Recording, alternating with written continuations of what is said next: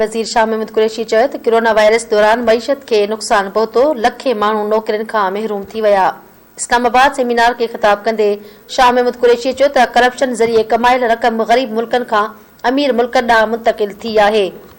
अहम ख़बर अवां खे ॾेई रहिया आहियूं। परॾे वज़ीर शाह महमूद कुरैशी चयो आहे त कोरोना वायरस दौरान मईशत खे नुक़सान पहुतो आहे, लखे माण्हू नौकरियुनि खां महरूम थी विया आहिनि।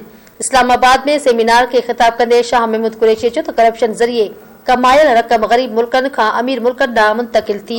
हुन चयो त कोरोना वायरस दौरान बहराननि जनम वरितो ऐं मईशत मुतासिर थी वई।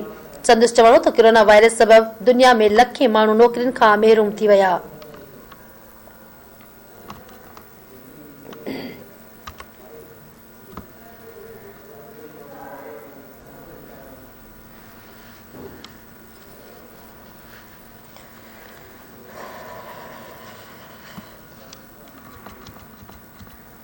इस्लामाबाद में सेमिनार के खिताब कंदे शाह महमूद कुरैशी चयो त करप्शन ज़रिए कमायल रक़म ग़रीब मुल्कनि खां अमीर मुल्कनि ॾांहुं मुंतक़िल थी आहे।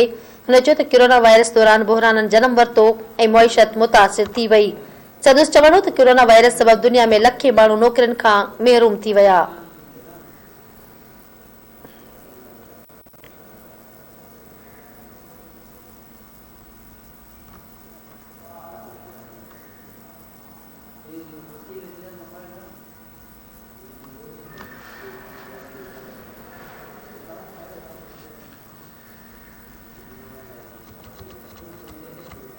अहम ख़बर अवां खे ॾियूं पिया। इस्लामाबाद में सेमिनार खे ख़िताब कंदे शाह महमूद कुरैशी चयो त करप्शन ज़रिए कमायल रक़म ग़रीब मुल्कनि खां अमीर मुल्कनि ॾांहुं मुंतक़िल थी आहे। हुन चयो त कोरोना वायरस दौरान बहराननि जनम वरितो ऐं मईशत मुतासिर थी वई।